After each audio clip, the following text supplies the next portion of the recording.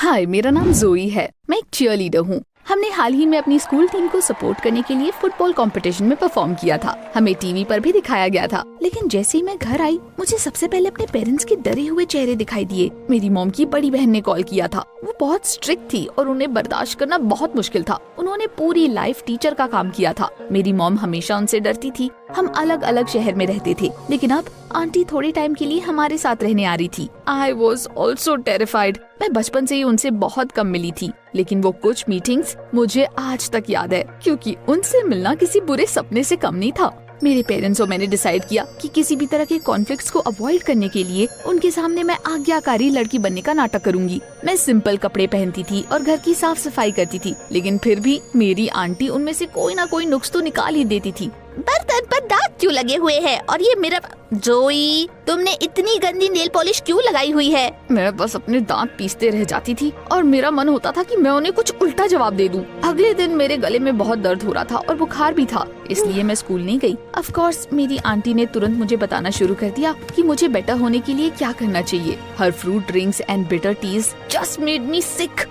किस्मत से वो बस दिन में और शाम को घर पर रहती थी और बाकी टाइम कहीं गायब हो जाती थी। एक दिन मेरी बेस्ट फ्रेंड और चीयरलीडिंग टीम की कैप्टन जूलिया ने मुझे कॉल किया। उसने बताया कि हमारे स्कूल में नई प्रिंसिपल आई है और वो बहुत ही बेकार है। उसने अजीबोगरीब से रूल सेट किए हैं और हर वक्त सबके ऊपर चिल्लाती रहती है। What a bummer. यहाँ पर मेरी आंटी काफी दी थी जो प्रिंसिपल भी आ गई। उसके बाद मेरा बॉयफ्रेंड फ्रैंक मेरे घर आया। हम एक रूम में बैठे हुए थे और तभी अचानक मेरी आंटी घर आ गई। पहले उन्होंने मुझे नीचे से आवाज लगाई और उसके बाद उनके कदमों की आहट ऊपर आते हुए पता चली। डैम इट, अगर उन्होंने मुझे किसी लड़के के साथ देख लिया तो मैं तो काम से गई। फ्रैंक को तुरंत खिड़की से निकलकर पास वाले पेड़ से नीचे उतरना पड़ा। कुछ दिन बाद जब मेरी तबीयत थोड़ी ठीक हुई तब मैं वापस स्कूल गई। पहले लेसन में ही नई प्रिंसिपल हमारे क्लासरूम में आई और मुझे अपनी आंखों पर यकीन नहीं हुआ। I almost fell of my chair in surprise. वो नई प्रिंसिपल मेरी आंटी थी। उन्होंने अनाउंस किया कि अब से स्कूल में हर किसी को यूनिफॉर्म पहनकर आना होगा। उसके बाद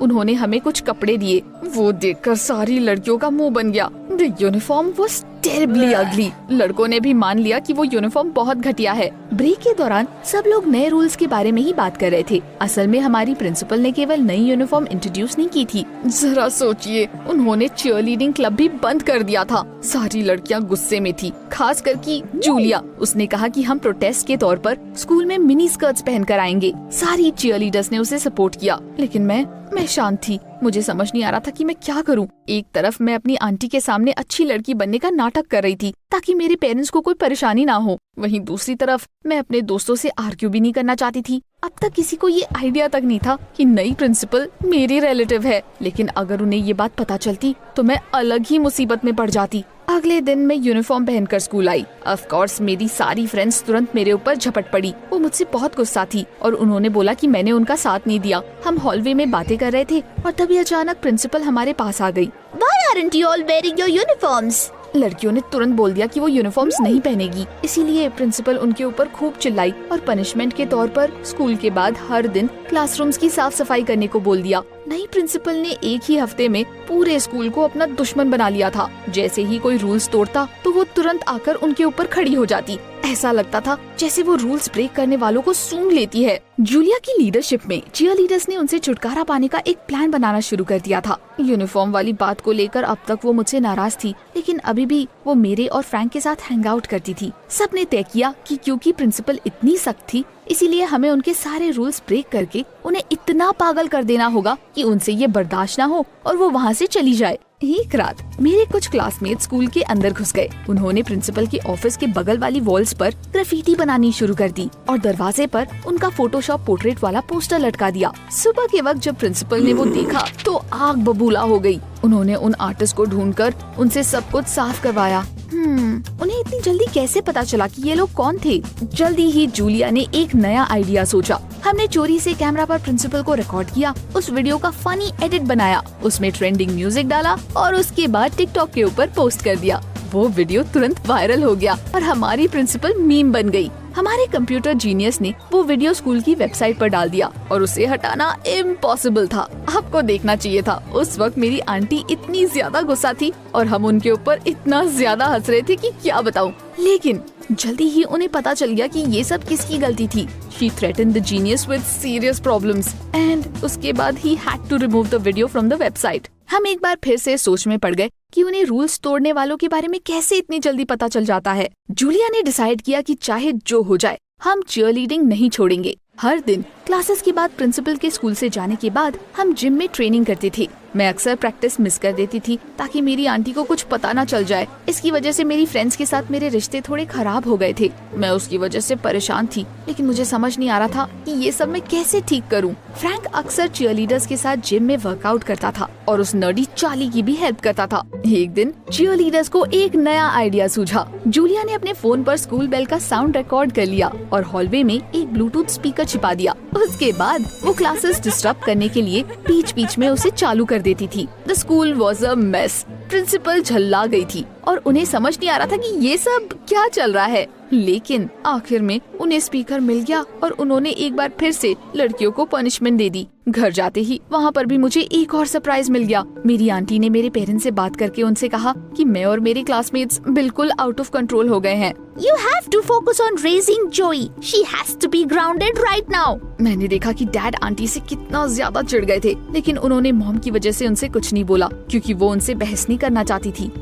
इसीलिए मेरे पेरेंट्स ने केवल दिखावे के लिए मुझे डांटना शुरू कर दिया। Of course, I wasn't really grounded, लेकिन ऐसा लग रहा था कि अगर मेरे डैड को चांस मिलता तो वो मेरी आंटी को पागल करने के हमारे मिशन में खुशी खुशी हमारा साथ देते। एक दिन हमारी प्रिंसिपल ने अनाउंस किया कि कुछ दिन में हमारे स्कूल में कमेटी आने वाली है। कोई भी गड़बड़ करने के बारे में सोचना भी मत। तुम्हें अपनी यूनिफॉर्म्स पहननी होगी और अच्छा इम्प्रेशन डालने के लिए प्रॉपर मैनर्स के साथ रहना होगा। जाहिर तौर पर हम उसका ठीक उल्टा करने वाले थे। प्रिंसिपल को झूठी होप देने के लिए चीयरलीडर्स ने अगले कुछ दिन तक अपनी यूनिफॉर्म्स पहनी। क्लासरूम्स और हॉलवेज में पूरी साफ सफाई थी क्योंकि आए दिन किसी न किसी को पनिशमेंट मिलती रहती थी। प्रिंसिपल पूरी तरह से सैटिस्फाइड थी। उन्हें लगा कि हमने फाइनली हार मान ली है। बेचारी। कमेटी के आने के एक रात पहले मैंने अपनी आंटी के पास से प्रिंसिपल के ऑफिस की चाबी चुरा ली थी। उसके बाद मैं और बाकी की लड़कियां चोरी से स्कूल में घुस गए और वहाँ पर गंदगी फैला दी। हमने फ्लावर पॉट्स तोड़ दिए, फ्लोर पर मिट्टी फैला दी और जगह जगह कचरा फेंक दिया। उसके बाद हमने प्रिंसिपल के ऑफिस में जाकर सारे पेपर्स को गलत जगह पर रख दिया। अगले दिन सारे बच्चे ऐसे कपड़े पहनकर आए थे जैसे कि वो किसी रॉक कॉन्सर्ट में गए हो। The girls wore bright makeup and the boys put on torn jeans and t-shirt with skulls।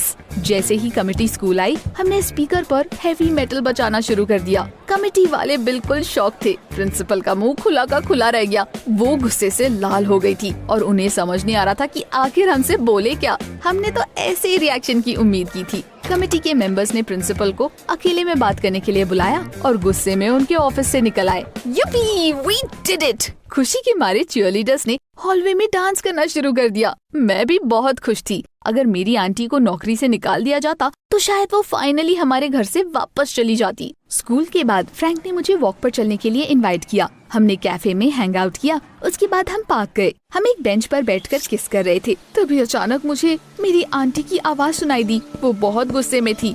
Zoe, what are you doing? Damn it! मुझे यकीन नहीं हो रहा था कि मेरी किस्मत इतनी खराब है। वैसे भी वो दिन उनके लिए बहुत बुरा गया था और इसीलिए वो और ज्यादा गुस्से में लग रही थी। उन्होंने तमाशा खड़ा कर दिया और फ्रैंक को भी खूब डांटा। उसके बाद वो मेरा हाथ पकड़कर मुझे खींचते हुए अपने साथ ले जाने लगी। आप मेरे साथ ऐसा करने वाली कौन होती है? आप मेरी मॉम नहीं हो और मैं ऑलरेडी एक अडल्ट हूँ। तुम अभी भी स्कूल जाती हो, जिसका मतलब ये है कि तुम अभी भी बच्ची हो। मुझे तुम्हारी मॉम की अकल ठिकाने लगाने की जरूरत है क्योंकि वो तुम्हें जिसे चाहे उसे डेट करने दे रही है। घर पर उन्होंने मॉम को तो रुला ही दिया। किस्मत से उस वक्त डैड काम पर गए थे, नहीं तो वो दिन तो घमासान लड़ाई हो जाती। अगले दिन स्कूल में अफवाह फैल गई कि प्रिंसिपल को स्कूल से निकाला जाने वाला है। किसी ने भी उन्हें हॉलवेज में नहीं देखा। वो लेसन्स में भी नहीं आई और सब बहुत खुश थे। स्कूल के बाद मैं चीयरलीडर्स की प्रैक्टिस के लिए आई। चार्ली उस दिन नहीं आया था और फ्रैंक अकेले वर्कआउट कर रहा था। सब ठीक चल रहा था। लड़कियों ने मुझे ऑलमोस्ट माफ कर दिया था और मुझसे पहले की तरह नॉर्मली बातें कर रहे थे। लेकिन तभी प्रैक्टिस के बीच अचानक प्रिंसिपल जिम में आ गई। उन्हें हमें देखकर कोई हैरानी भी नहीं हुई। उन्हें पक्का पता था कि हम वहीं पर होंगे। Someone had ratted us out। लेकिन उनके आने से जूलिया बिल्कुल भी नहीं डरी। वेल, अब तुम हमारा क्या कर लोगी? तुम्हें जल्दी ही यहाँ से निकाल दिया जाएगा। प्रिंसिपल हंस पड़ी। Who told you that nonsense? School में जो भी चल रहा है उसे देखकर कमेटी के मेंबर्स घबरा गए हैं। उन्होंने फैसला किया है कि मेरे जैसी प्रिंसिपल ही इसे हैंडल कर सकती है। ये सुनकर सारे लोग शॉक्ड हो गए।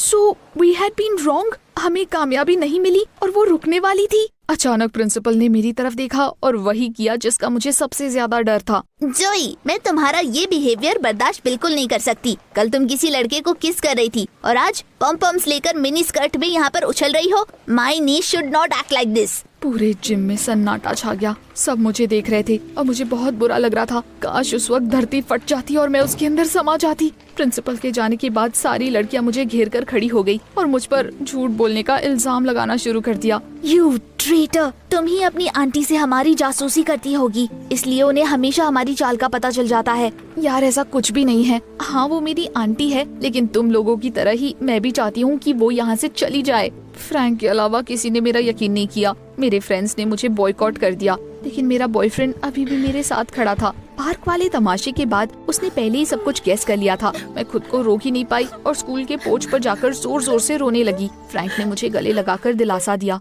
मैं अपनी फ्रेंड्स को मनाना चाहती थी और अपनी आंटी से छुटकारा पाना चाहती थी, लेकिन मुझे समझ नहीं आ रहा था कि ये मैं कैसे करूं। फिर एक दिन मेरी मॉम ने अचानक मुझे एक आइडिया दिया। हम लंच कर रहे थे और तभी अचानक जमीन पर हमारे बगल से एक मकड़ी गई। मॉम ने हंसते हुए कहा कि अगर उनकी बहन वहाँ पर होती तो उसे देखकर बिल्कुल बेहोश हो जाती। उसे हमेशा से इंसेक्ट से बहुत डर लगता है। अगर वो छोटा सा कीड़ा भी देख लेती है तो तुरंत चीख पड़ती है। स्कूल आने के बाद मैं जूलिया से बात करना चाहती थी। शुरू में वो मेरी कोई बात सुनने को रेडी तो नहीं थी, लेकिन फिर वो भी क्यूरियस हो गई। मैंने उसे प्रिंसिपल के फोबिया के बारे में बताया और उसके साथ अपना प्लान शेयर किया। स्कूल के बाद हमने बाकी की लड़कियों के साथ सब कुछ डिस्कस किया और अगले ही दिन अपने प्लान पर काम करने का फैसला कर लिया। I bought a bag of insects at the pet store and brought them to school. जैसे ही प्रिंसिपल अपने ऑफिस से बाहर निकली, हमने चोरी से वहाँ पर घुसकर उनके बैग में इंसेक्ट्स डाल दिए। उसके बाद हम हॉलवे के कोने में छिपकर वेट करने लगे। प्रिंसिपल के वापस आने पर हम थोड़ा करीब आए और आधे खुले दरवाजे से उन्हें देखने लगे। वो अपने बैग में कुछ ढूंढ रही थी और तभी अचानक जोर से चीख पड़ी। उन्होंने अपना बैग जमीन पर गिरा दिया और वो कीड़े पूरे ऑफिस में फैल गए। वो देखकर प्रिंसिपल पागल हो गई थी। उसके बाद अचानक उनकी चीख बंद हो गई और वो अपना दिल पकड़कर जमीन पर गिर गई। सब लोग कंफ्यूज थे, लेकिन फ्रैंक को समझ आ गया कि उन्हें क्या हुआ है। वो दौड़कर उनके पास गया और उनके बगल में बैठकर उन्हें फर्स्ट एड दिया। I came to my senses and called an ambulance. मेरी आंटी को हॉस्पिटल ले जाया गया। उन्हें होश आने के बाद मैं उनके रूम में गई। मुझे थोड़ी शर्म आ रही थी क्योंकि ये सब हमारी वजह से हुआ था। मैं सबकी तरफ से माफी मांगती हूँ। इस प्रैंक में हमने हद पार कर दी। मेरी आंटी ने मुझे गुस्से से देखकर बोला, तुमसे और क्या उम्मीद की जा सकती है? You will never amount to anything. उनकी बातें सुनकर मुझे उनके लिए दुख होना बंद हो गया। मैं उम्मीद कर रही थी कि शायद वो भी अपनी गलती मान लेंगी, लेकिन वैसा कुछ भी नहीं हुआ। जल्दी ही वहाँ पर डॉक्टर आ गए। उन्होंने बताया कि अगर फ्रैंक ना होता तो उनकी हालत और बिगड़ सकती थी, लेकिन फिर भी मेरे बॉयफ्रेंड के लिए उनका ओपिनियन चेंज नहीं हुआ। तुम्हारा फ्रैंक भी बाकी सबकी तरह ही है।